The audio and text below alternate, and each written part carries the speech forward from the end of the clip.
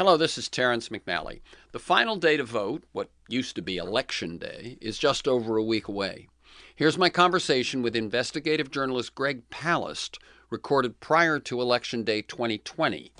He laid out voter suppression efforts, closing poll sites, purging voter rolls, manipulating voting machines, putting obstacles in the way of voting by mail, that the Trump administration and many state governments used to keep Americans from voting. Yet, turnout in 2020 broke records.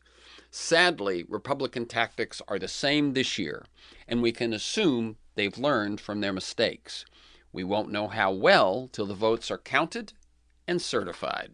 Hello, I'm Terrence McNally, and welcome to Free Forum, a world that just might work. I'm going to be speaking today with GREG PALAST, who I've been talking with about voting problems and voter suppression since at least 2002.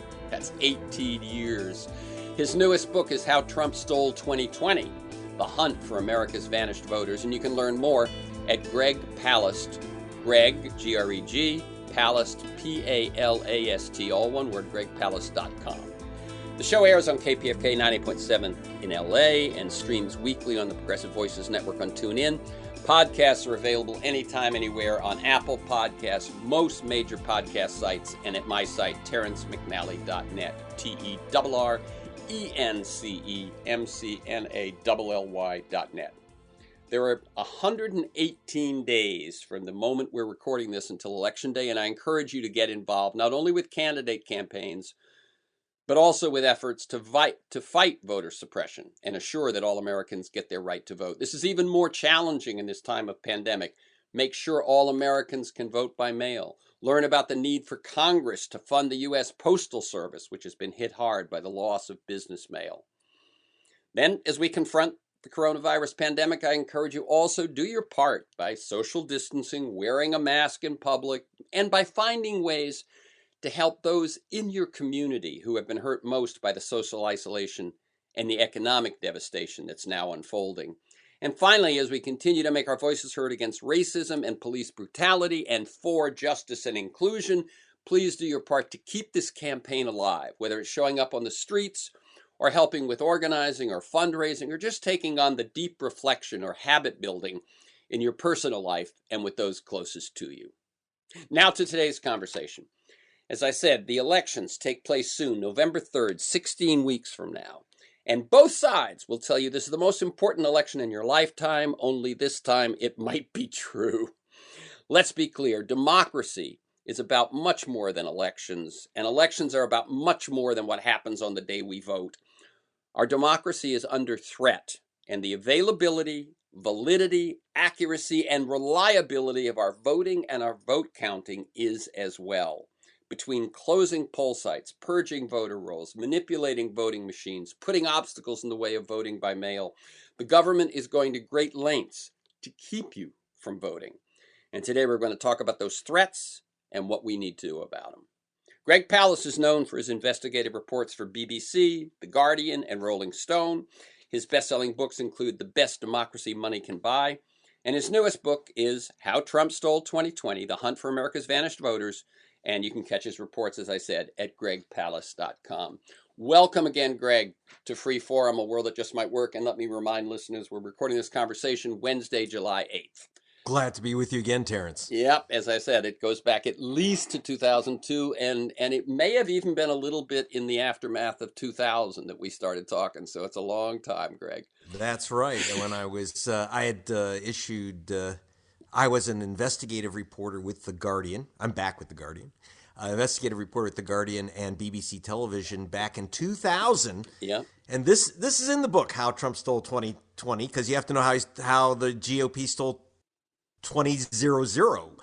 And that's when I wrote The Best Democracy Money Can Buy, based on my reports, which uncovered that the Republican Secretary of State, a lady named Katherine Harris, had removed tens of thousands of black people from the voter rolls of Florida. And that's how George W. became president by just 537 votes after erasing tens of thousands of black men from the voter rolls as felons, ex-cons who couldn't at the time vote in Florida. In fact, not one was an ex-con. every one of those people that lost their vote was just guilty of voting while black. You remove tens of thousands of black people, and then we're told George Bush is president of the United States by 537 votes. No. So that was the steal then. And then it was stolen in 4. And was the election stolen in 8 and 12? Kind of. Bobby Kennedy and I, who was my co-writer at Rolling Stone in 12 and 8, we calculated that Barack Obama was cheated out of 5.9 million votes, but he still became president, which tells you something. They can't steal all the votes all the time. That's so when I right. write a book, and this is very important, right at the front, when I write a book called How Trump Stole 2020, Terrence, I don't have crystal balls. I do have, I'm telling you, they've already stolen it, but we can bust the burglary and steal it back. So this discussion is about not how you hide your head and cry. This is about how we take back the election so that I want to try something new in America. Let the voters pick the president. What do you think? Yeah. No, I mean, what you say, I was curious what you were going to say when you got to 2008 and 2012, and what you said is that, yes, if the Democrats, who seem to like having people vote, actually win by a semi-landslide, then they will squeak by.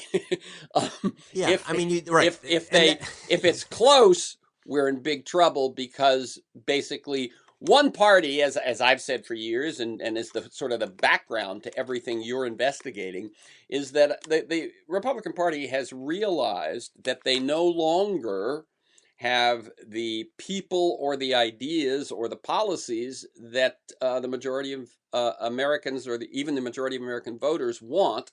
And so they then move to all the chinks in the Constitution, the chinks in voting systems, and all these tricks that we will talk about, so that they can continue to win by minority rule. Well, I'll put it in simpler terms as I do in the book, which is there just ain't enough white guys to reelect Donald Trump. So their entire strategy is, well, get rid of the non-white guys and the non guys. And if you get rid of, so if you get rid of young voters and voters of color, well, then you can win. Now, again, it's not whether I'm for or against Trump. That's not the point. I'm for letting the voters decide and not using Jim Crow tactics. And after Florida, and I talked about the steal in Florida in 2000, rather than being ashamed, they said, "Oh, that worked." Mm-hmm. And therefore, they rolled it out across the country. So the whole point, in a way, Trump stole 2020.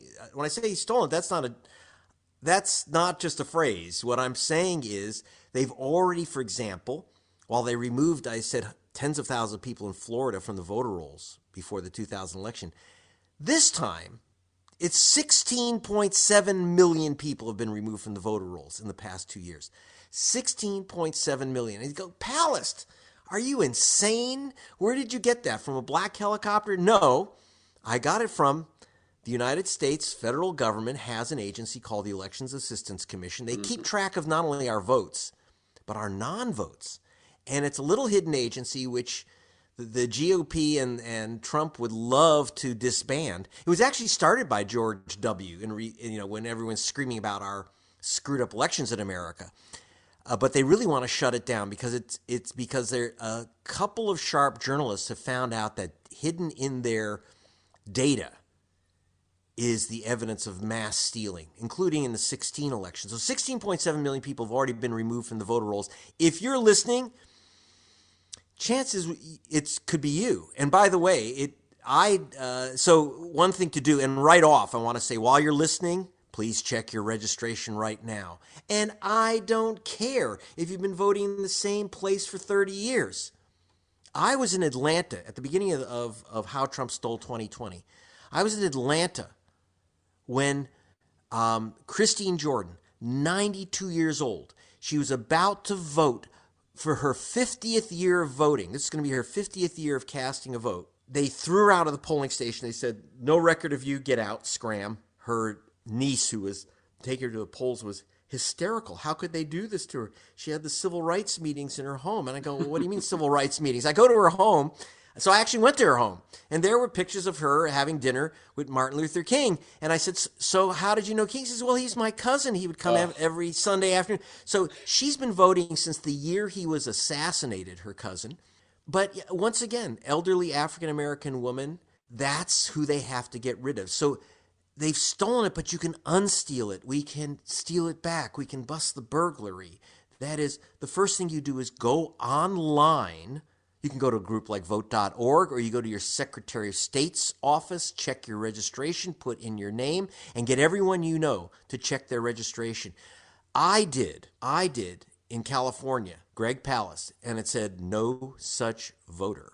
I'm not kidding you. And this Greg was Palast, what year? This was this year? No, this was actually in 18. I did this because I was doing the story about how people were getting flushed, and so I said, so I was telling people, here's how you do it. Actually, it was on Pacifica Radio. Sure. I said, here's how you do it. You Yeah. check this way, and I said, wait, no, GREG PALAST is missing. And so I checked it out, and what happens is you go to the DMV, and they have by federal law, they must give you a voter registration form. Now, you would say, now California's finally figured out that if you put all your address and all your information on the driver's application, why can't it automatically go over to your voting record, which it does now in California and in Oregon. But in the rest of the nation, good luck, Jack. And guess what? About 40% of the people who try to register through the DMV don't ultimately get on the voter rolls. In my case, I didn't put my zip code in a third place. It had to be in 3 places. If you have a name with a hyphen or an accent, Garcia Marquez, forget it. My wife is O'Neill, an apostrophe. That gets her in trouble. Oh, my God. Yep. Yeah, it does. And you could lose your vote. And in places like look, Georgia. Even just me, McNally. Is there a space between Mick and Nally or not? And one other thing that people will find even more comical, not only did the DMV not transfer that information, when I was going to register my car this year, I had moved. I had renewed my license at the new address. I assumed they would send that to the DMV, right? Not even that. So you really, if these stories sound comical, the notion is double check. No matter how confident you are, double check. Because I did have that problem with the McNally that I was not in because one place there was a space between Mick and Nally and one there wasn't. And I'm going to tell you, here's the big thing. We've been looking at these lists, and overwhelmingly the people whose registration gets flushed, rejected, purged, whatever you want to call it, overwhelmingly voters of color. And because of the systems that they use to remove you from the voter rolls. So, for example, we had a big program that was not used in California, but was used in 29 GOP states called Interstate Crosscheck, created by a guy named Chris Kobach of Kansas, who you'll meet in the book. If you can't remember his name, just think KKK. So Mr. Chris Kobach of Kansas came up with a system of finding illegal double voters, people registered in 2 states.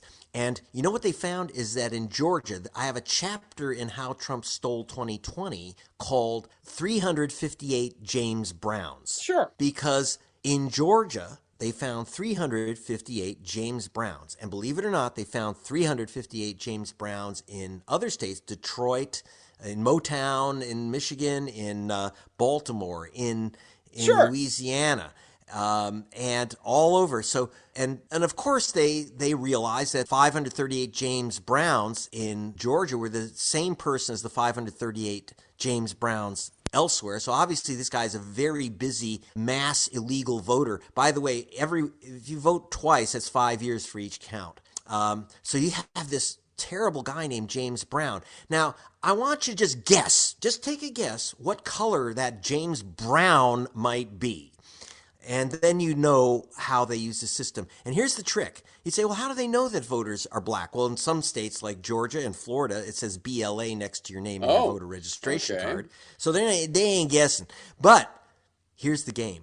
85 of the 100 most common names in America, Rodriguez, Garcia, Ho, Chung, Park, Johnson. And Jackson. Jackson.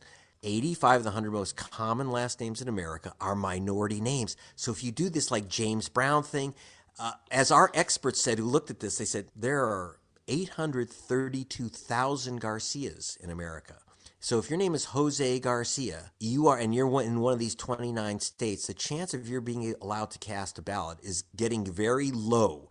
One thing you can do, the odd thing is that once they purge you from the voter rolls, and you won't know it. You don't know it till you show up. This is the evil of this stuff. Yeah. And is one way to defeat it, and I'll say it again, go register online. Not on a piece of paper. You registered on a piece of paper at a registration drive. Good luck if that gets on the rolls. Check it. If you're not there, register online. Make a screen copy of it. That's how to protect your vote. Now I want to talk about protecting America. Wait. So I want to jump in here. Mm-hmm. So one thing that we just heard that's interesting is that when it comes to voting, we prefer paper ballots. But when it comes to registering, you're saying that's better to do online. Absolutely. Okay. Just want to make sure people get those two things. Yeah. Remember, you fill out a paper ballot.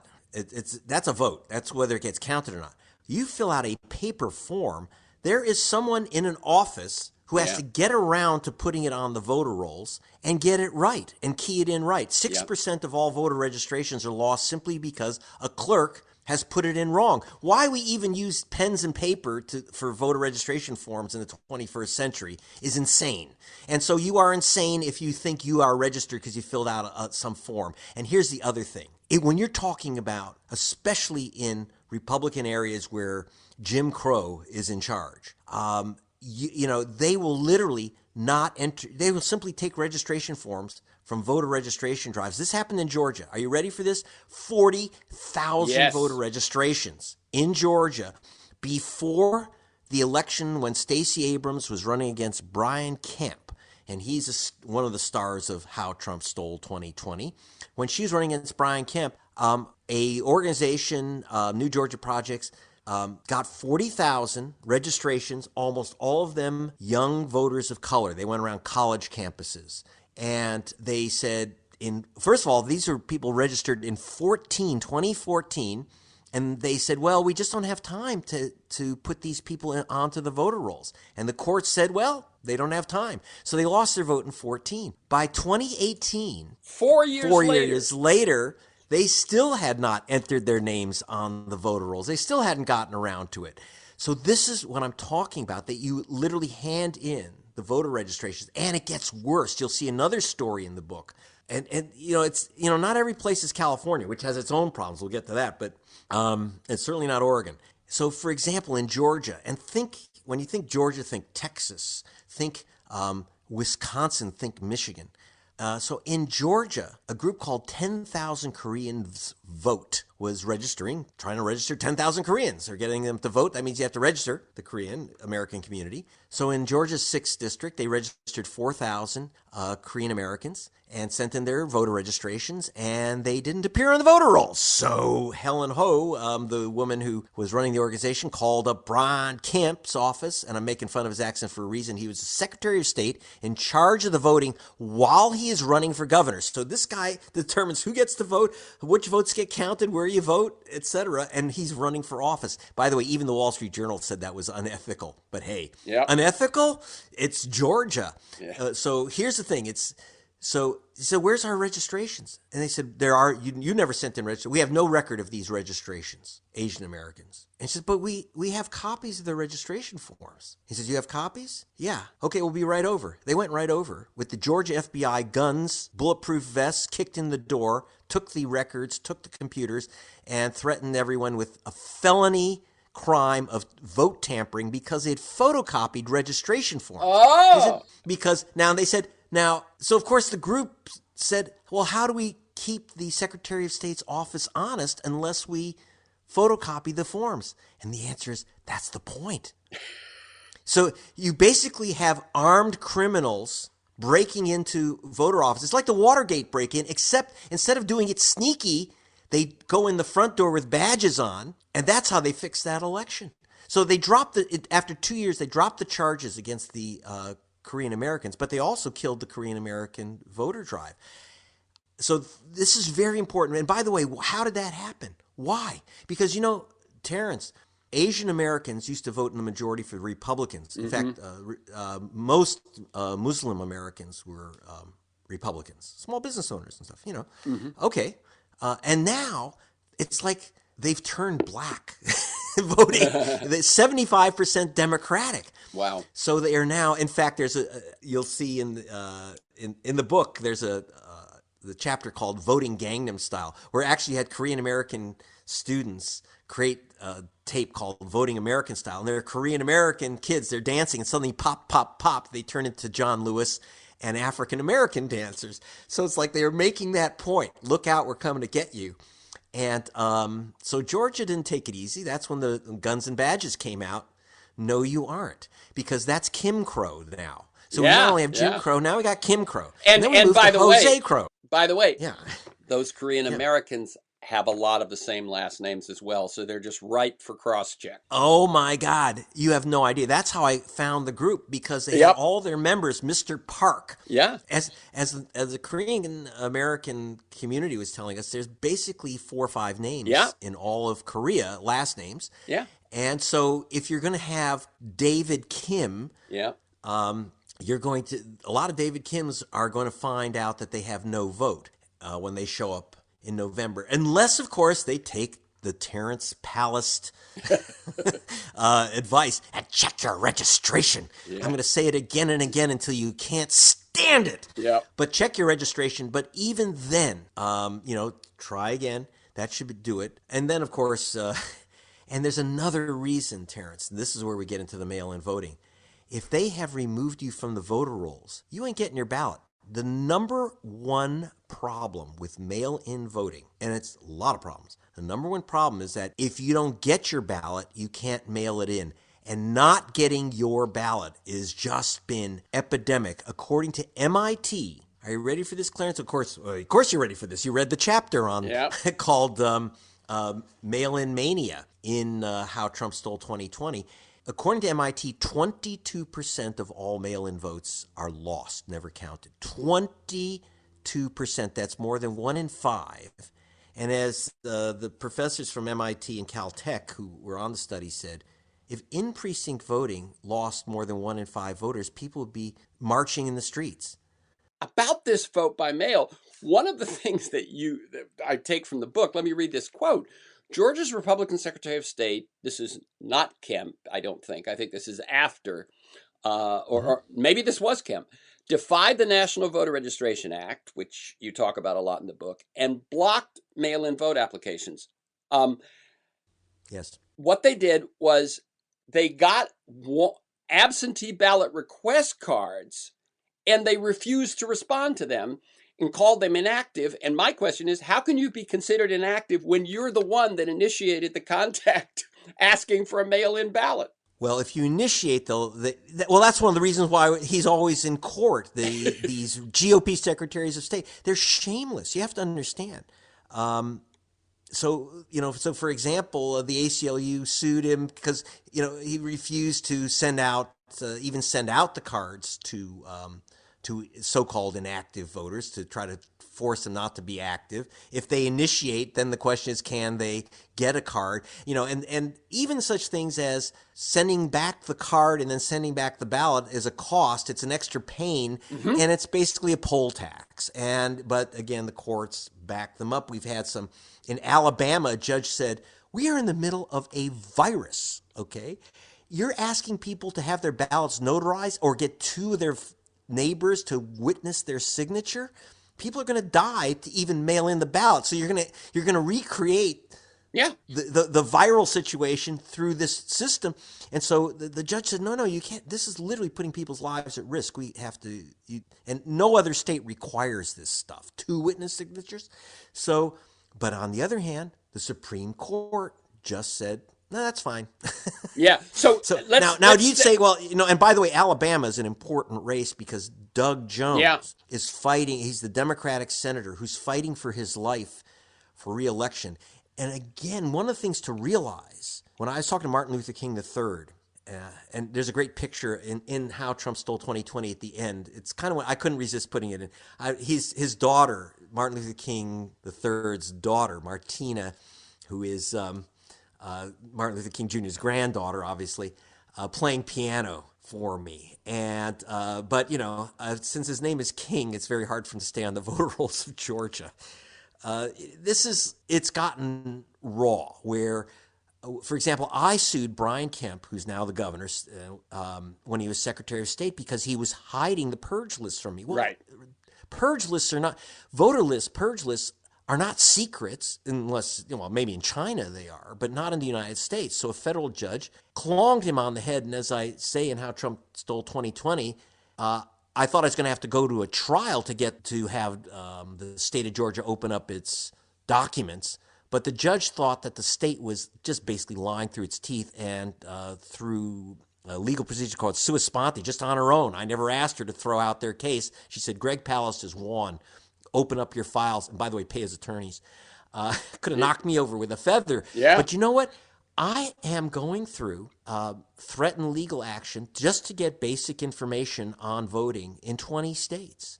Yep. We have, the GOP has decided to run a full-scale attack. And it's shameless. And you're talking about, now here's some numbers. In Georgia, we went through the purge list with experts, name by name. They said 500,000 people moved. We literally got the experts from Amazon and eBay and all those places, and they know exactly where you are. They use 240 databases to find out where anyone is. Amazon doesn't get it wrong. There's a good reason for that. They use 240 databases to confirm your address. We went through and confirmed the address of the voters and found out that they had illegally removed, ready, 340,134 voters in just Georgia, 1/3 voters. That's why Stacey Abrams supposedly lost. Even she said, Stacey Abrams said, citing the GREG PALAST figures, Right. it's my experts. I don't do this stuff. You need really guys with amazing computer operations. She cited that thing and said, our work, and said, I won. I just won't be inaugurated. But that's where they took the latest vote thieving techniques for a test drive was in Georgia.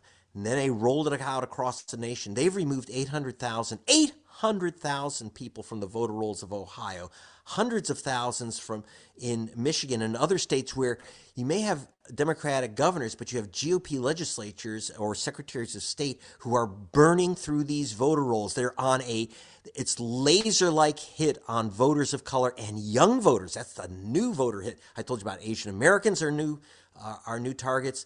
Young voters are new targets.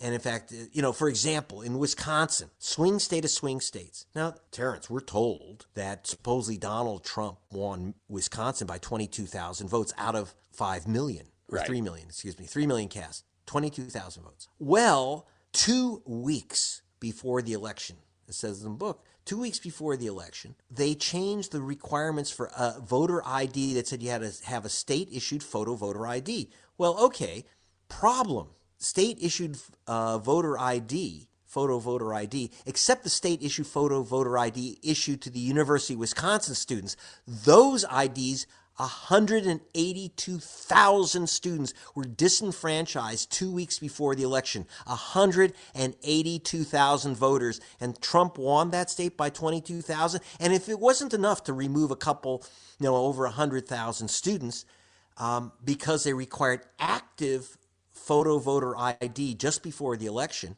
well, they said, well, you can use your driver's license. But Terrence, who doesn't exactly. drive? Who doesn't have a license? A lot of students don't have licenses. Yes, they don't. And a lot of in Milwaukee. Yeah.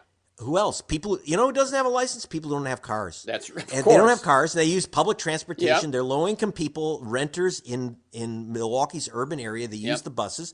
So you lost 50,000 African-American voters because of the ID law. 50,000. This is not GREG PALAST coming up with this. I went to the University of Wisconsin, which did very careful studies of who voted and who got knocked out of the vote. The ID law was, and that's just one thing. And so now I want to step back a second. First of all, let me tell people this is Free Forum, a world that just might work. I'm Terrence McNally. I'm speaking with GREG PALAST. I've been talking with Greg about voting problems and voter suppression since at least 2002. His newest book is How Trump Stole 2020, The Hunt for America's Vanished Voters, and you can learn more at gregpalast.com. This is Terrence McNally. You're listening to my 2020 conversation with investigative journalist GREG PALAST about Republican efforts to suppress the vote in that election. Spoiler alert, they're at it again. Now, what we've been talking a lot about, and people who are familiar with this territory and have heard you elsewhere or on my show or read some of this stuff will know what we're talking about, but I'm afraid some people might be new to this.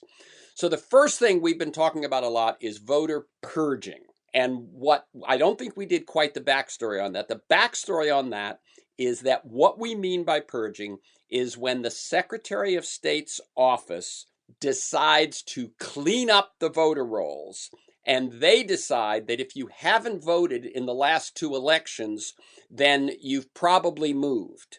And that the way that most of them, before they throw you off the rolls, they will send you a nondescript postcard, and that postcard you have to send back to tell them, no, I haven't moved. And that nondescript postcard doesn't look like something you need to open. We all know the stuff that we throw out every day that we get in the mail. And you've got to do that just to say, I haven't moved. Well, who thinks you have to do something like that? So that is their method. Once you don't send in that postcard, they use that as evidence that you've moved. And you write about a Supreme Court case that tested that because the National Voter Registration Act, the NVRA, says, quote, a state shall not remove any person from the official list of voters registered to vote by reason of the person's failure to vote. So there's 2 times failing to vote is explicitly by that federal law is not enough. And they then said, but we sent them this postcard. They didn't send it back. What happened in the Supreme Court? So the Supreme Court, it was quite insane, this discussion, this battle between the right wing and the progressives, such as they are in the court, about whether getting and answering a postcard is evidence that you've moved. Now, understand, I have the top mailing experts in America who said, this is an insane discussion. We are in the business of knowing where people live. And we can tell you right now, if American Express, if you don't, let's put it this way, you try to skip out on your American Express bill, they don't send you a notice and then they don't send you a little postcard. And if you don't send it back, they say, oh, well, they don't live there anymore. Forget about it. We'll just write it off. No, they're going to find you. Believe me. Yeah.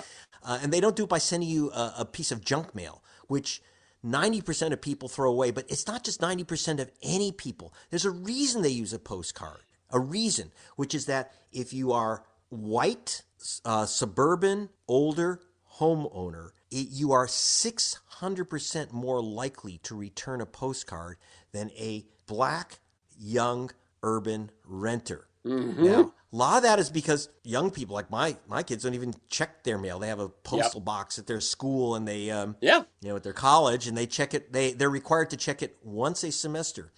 But beyond that, the post office doesn't tell you this. Up to 20% of government mass mailings are never delivered by the post office. Think about that when we talk about so right away. your Let me just make that clear. Mm-hmm. So the state wants to purge you. Mm-hmm. You didn't vote in the last 2 elections. They send you a postcard, and what Greg just said is that according to the Postal Service, 1 out of 5, is that right? Yeah. 20% in the urban areas will never even get that postcard. So just by using that system, they've eliminated 20%. Yeah. So for example,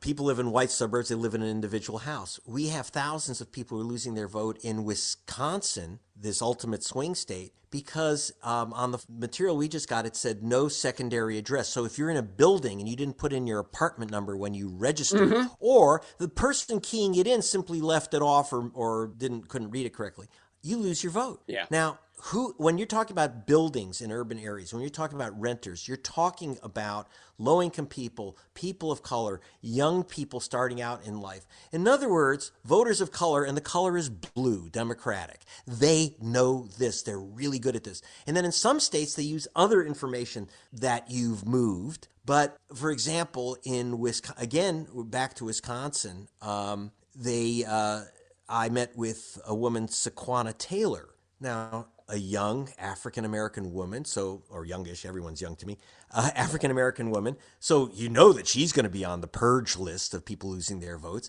And what was the excuse? Well, that she moved. She shouldn't vote in Milwaukee if she's moved out of Milwaukee. Do you think that Sequana Taylor moved out of Milwaukee? I don't think so. She's a Milwaukee County supervisor. Oh, So I my. don't think she moved out of Milwaukee. But she's on the hit list, again, because she's African-American.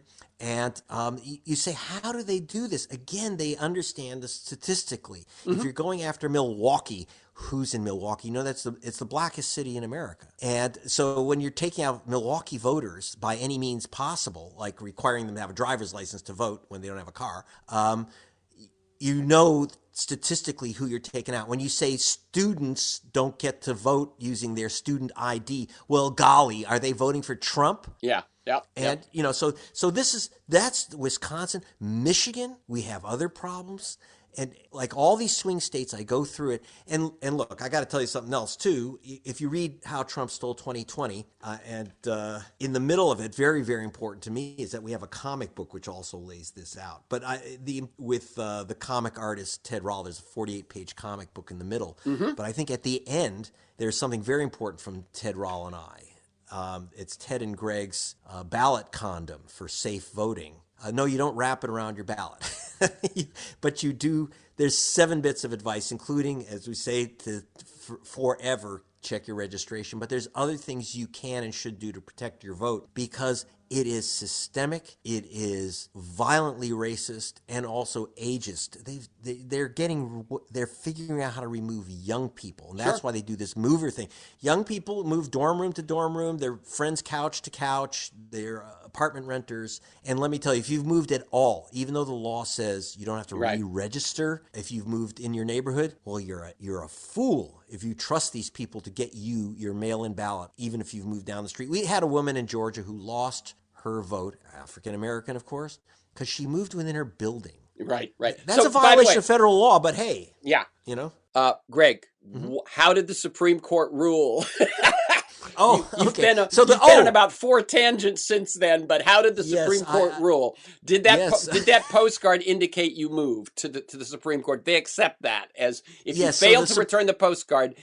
Was the only conclusion you could make that you must have moved? Yeah, you must have moved. Well, what they said is, if that's the best info they have, they didn't return a card, they didn't vote. Okay, so that must have meant they must have moved away. The Supreme Court 5-4 accepted that. Right. Now I'm going to use your own backup here. It's this John Lenser and Company, as you say, the nation's top advanced address list hygiene, the ones who work with Amazon, who work with the credit card companies, who, when people need to find, they go through your list. You get the list from Brian Kemp that he purged 665,000 prior to the 2016 election. You then have this Lenser company go through it, and that's where you got that number. They said 340 out of that 665. 340,000. Yeah, 340,000 out of 665,000 were still living in the home in which they'd registered. The list was 74% wrong. And what the point you make, and I assume it was made at the Supreme Court, is the states could use this service instead of the postcard service. It would be cheaper, and it would be real, and it would be accurate, and they choose not to. Cheaper and accurate, how dare you?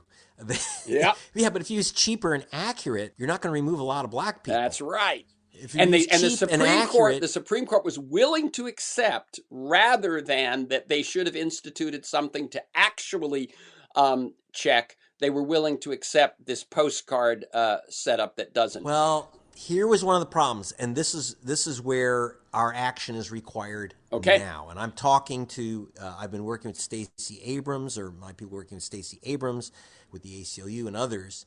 The Supreme Court did not know about the method that the industry itself, that the mailing industry itself uses to know exactly where you are.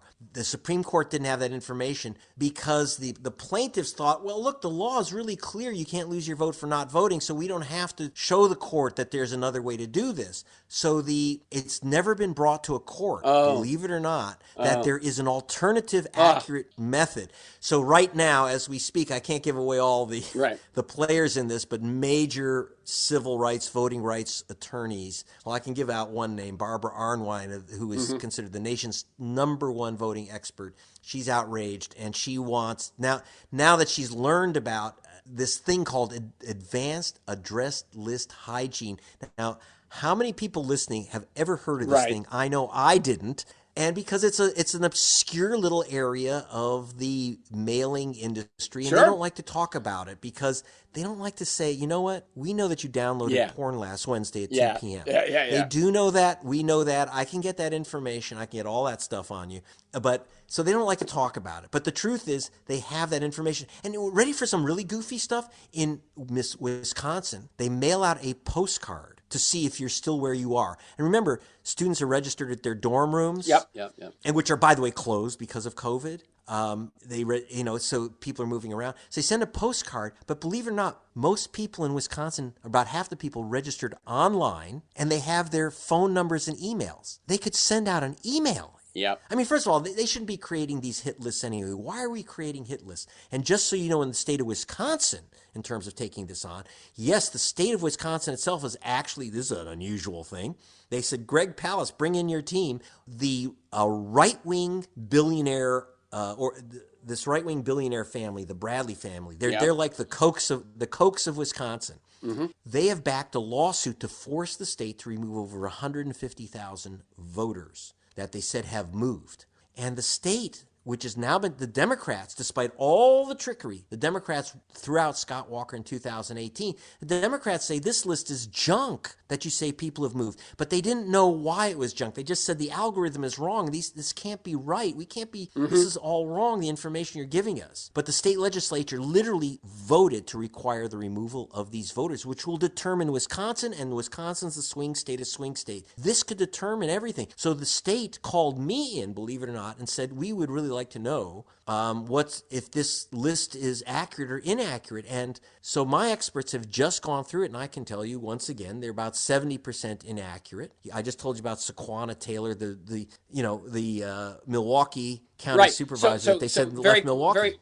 Greg, the legislature voted for removal, and it was the Supreme Court of Wisconsin that actually wanted to check the list. No, it's the Board of Elections, which, by the way, is 3 Democrats, 3 Republicans, and so now what's happened? Republicans. What's happened with that information that list was 70% wrong? Now it goes to the Wisconsin Supreme Court, and we'll hear our oral arguments on September 26th. And it's this purge, that is demanded by the right wing, that may pick our president, not the voters. Because if you remove 150,000 voters, and especially overwhelmingly, we looked at these stats, Milwaukee and Madison. Madison's the university. Madison students, African-American. Milwaukee's people of color. Okay, we've got about 14 minutes, and I want to cover a couple of things here, okay? Yes. So, first of all, a number that you've mentioned once, but I just wanted people to hear it, is that between 2014 and 2016, and remember 2016 was won by Trump only in the Electoral College and only because of 3 states with a total of, among those 3 states, I believe, of 77,000 votes. That's correct. The number of voters purged for moving their residence, and you mentioned this number once before, but people want just people to hear it, 16 million. That is 16 million plus, which means 1 in 12 registered Americans was purged from the voter rolls for that. Okay. Now, the 2 things I want to do is I want to very quickly go through the list of different moves that the anti-vote people will use. We've talked about purging voters. We've talked about voter ID. Where does very briefly, I want you to be more brief on so we can run through this stuff and finish by talking about mail-in ballots, okay? So, what's the status these days of voter ID? We had 250,000 people in the last election turned away from the voter rolls because someone said they didn't have the right ID. 67% of black men are asked for voter ID, and mostly in states where asking for voter ID is illegal. Doesn't matter. They're black, right? So where's your ID? And finally, the most dangerous thing is when we're doing mail-in balloting. If you're in Wisconsin and several other states, you've got to mail in a photocopy of your ID. And if you're voting for the first time, most states are requiring you to mail in a photocopy of your ID. So be very careful about that issue. Mail in that. If you're going to vote by mail, you better know the rules. Okay, That means we'll get to send your vote by. ID. I want to finish with the discussion of vote by mail. Okay, limiting polling places. Where does that stand? That's horrendous. We lost, according to MIT, you lost 250,000 voters because they literally couldn't find their polling stations. And what's happening with COVID and other things, Yep. it's really dangerous. We went in Milwaukee, we went from 180 polling stations to 5. Yep. In Louisville, from 200 voting stations to 1. Yeah. And this is happening all over America because they can't get poll workers. Right. Poll workers who are usually elderly. They are not willing to go in and in a COVID situation and sit in that polling place all day indoors with people coming in all day.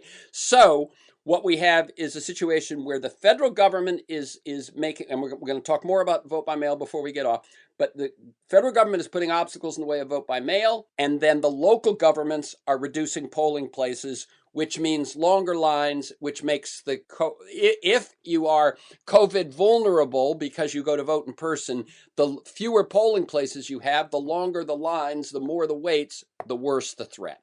Okay. Yes.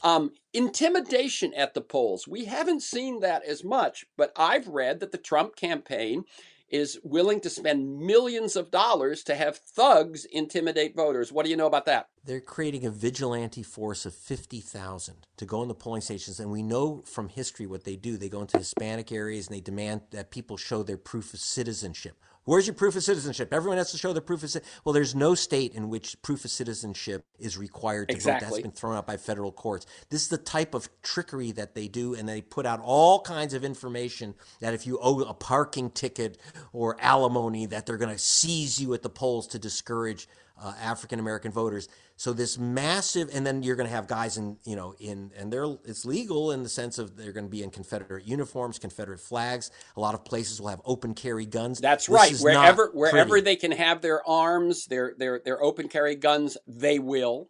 Yep. So I'm very concerned about this, and I'm also concerned that we will have some shootings. This could be America's first violent election in a century.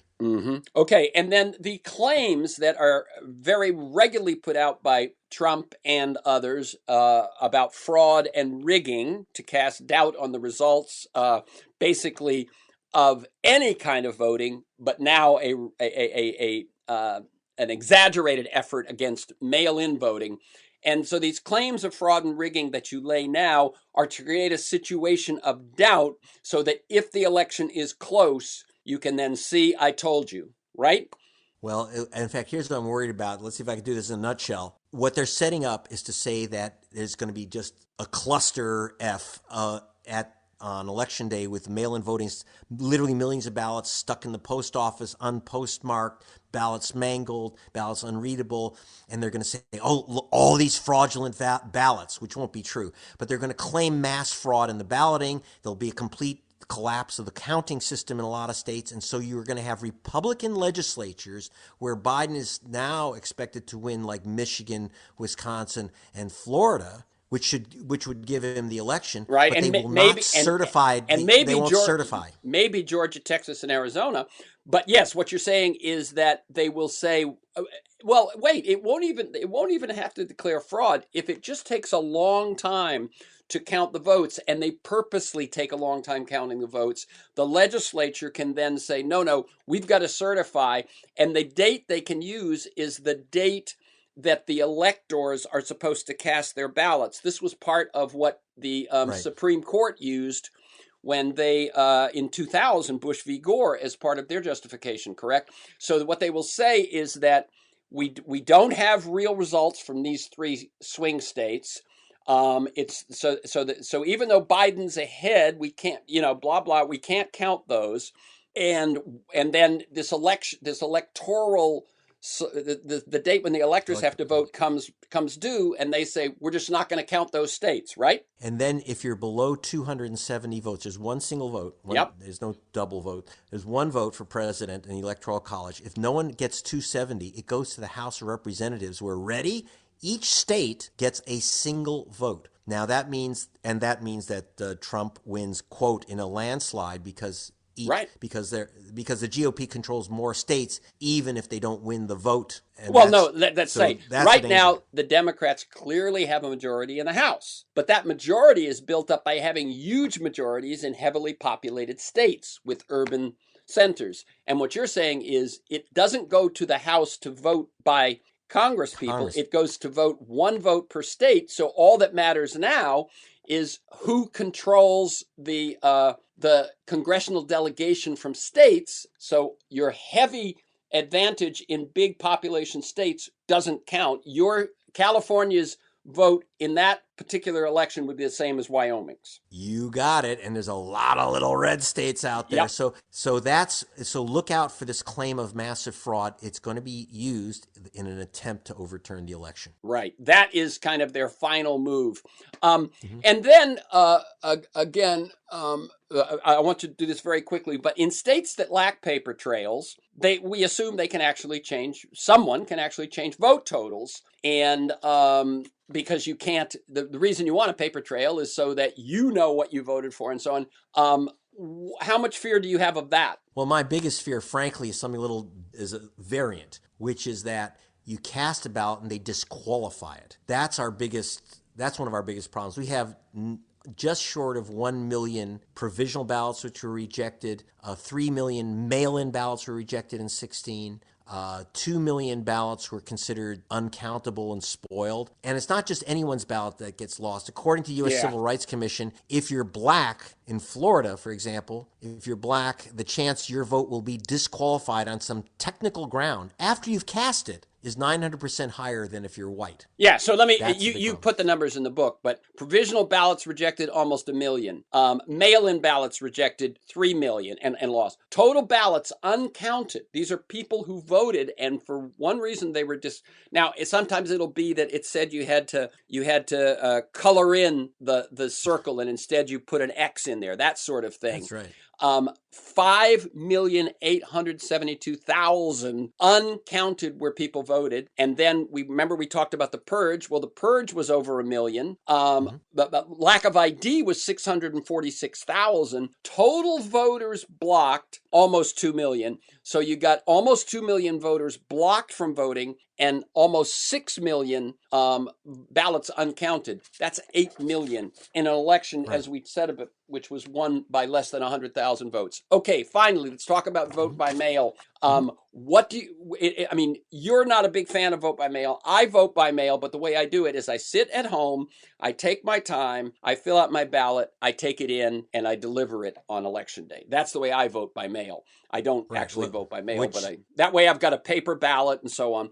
But you say there are some cautions about vote by mail. What are they? Yeah, because not every place is Oregon or California. It's not all cool surfer dudes out there in America. So there's 8 states. And so we have, you have to have, what's going to happen is a master, according to Barbara Arnwine, for the African-American community, mail-in voting is going to be a disaster because you have to have, in so many of the swing states, you're going to have notarization. You're going to have to get that ballot, and if you've moved, people aren't going to get their ballots, which one of the reasons we saw the big lines in Georgia is that people did not get their mail-in ballots. It's not that that they didn't bother to get them. They didn't send them to them. This is a major, major problem. Then you're going to have postage due. 100,000 people lost their vote last time because of postage due. People don't understand it has a little box, but in most states you have to put 2 stamps on. Yeah. They understand that this is a disaster for most communities that have not practiced mail-in voting. And most of the mail-in voting in America, even though we've had a disaster, has been in states that are pretty encouraging, like Oregon, Washington, California, which is a mail-in opt-out state. And we saw in Colorado just went to mail-in voting, and the number of African-American voters fell off a cliff, plummeted in Colorado when they went to mail-in voting. Okay, so and we have as you a point big out, problem. 8 states, including Wisconsin, North Carolina, and Minnesota, which are all swing states, require mail-in voters to have the ballot signed by a witness. Okay, so if you live alone, you've now got to go find someone who will witness your mail-in ballot. 3 states, including Missouri, required the ballot to be notarized. So it's like, as you said before about something else, a poll tax. In other words, just to vote, I've got to go take the time to find a notary and have it notarized. And as you said, the worst is Alabama, which requires a notary or 2 witnesses. All but 6 states verify your signature against your registration signature, and partisan officials can decide if there's a match. And as you point out, in 2016, That's crazy. 141,000 ballots were thrown out because they decided those didn't match. The final thing I want you to remind people is that so much of this is based on false claims of voter fraud. Voter fraud is A, incredibly rare, and B, it is a felony that you would be hard pressed to get someone to lodge 1 extra vote for your candidate. You could face 5 years in prison. Am I right? Yeah, that's why it's not done. You'd have to be out of your mind. And there is massive vote thievery in the United States, but it's by the elections officials who are partisan, these rabidly partisan officials, most of them GOP officials. Though I'm going to tell you right now, there's a chapter in How Trump Stole 2020 about the Democrats called California Reman, because we have a one-party state here, and the Democrats play endless games with the vote, but it's they aim their fire at other Democrats. People ask me, is there Democratic vote thievery? I said tons of it, especially in California, but it's aimed at other Democrats. It's internal party fights between, the traditionals and the progressives. Right. And they go out, and so the traditionals, like in California, just literally, you'll see the calculations. They're pretty hard calculations working with Paul Mitchell, the #1 vote statistician in California. Bernie Sanders was cheated out of 553,000 votes in California. Mitchell calls this purge by postcard. Disenfranchisement by postcard is what he calls it. Because again, they send you postcards in California. Okay. It's a disaster. So what you're saying is that it's even the Democrats, when they're in power and they have enough power that they can now fight among themselves instead of fighting the Republicans, they will yes. use this stuff to do so. But yes. The last 2 things I want to say, and we're going to end this, Greg, is one, as we've said many times, check your registration. Don't be overconfident. Don't think just because you voted last time your registration is good. As we said, there are things that they can do. And if you are going to mail in, what's your advice on mail in? Have someone check over your ballot. Make sure you fill out everything on the envelope. If you don't have a driver's license, it says driver's license, put in no driver's license, put in your last 4 of your social security number. Make sure you have the right, fill in a bubble, no X's, no smiley faces. And I give all this advice, by the way, at the back of my book, How Trump Stole 2020. I have your ballot condom for safe voting, which gives you much more detail in how to save your vote. Save your vote and help others fill out their ballots. Put in that request for mail-in ballot as early as you can. And if you don't have it 2 weeks before the election, you call your county board of elections. Don't wait till election day to find out you don't have a ballot. Don't wait until it's too late. Yeah, don't just keep going, oh, damn them, why haven't I gotten it? You got to do it. Okay, the new book is How Trump Stole 2020, The Hunt for America's Vanished Voters. The website is gregpalast.com. That's GREGPALAST. For this conversation and many other interviews and articles, and to join me in pursuit of a world that just might work, go to terrencemcnally.net, TERRENCEMCNALLY.net, or aworldthatjustmightwork.com, to the same website. If you want to receive my weekly email announcement telling you who's going to be on, what we're going to talk about, plus 8 or 10 articles I choose each week to flesh out the conversation, sign up at my site or email me at temcnally, TEMCNALLY, at mac.com. You can also subscribe and listen to the Reform Podcast on Apple Podcasts and at most podcast sites. You'll find years of podcasts at my site or at those other Tune sites. The difference is at my site, it's easier to search for someone you want to find. Listen anytime, anywhere. You can follow me on Twitter at McNally Terrence.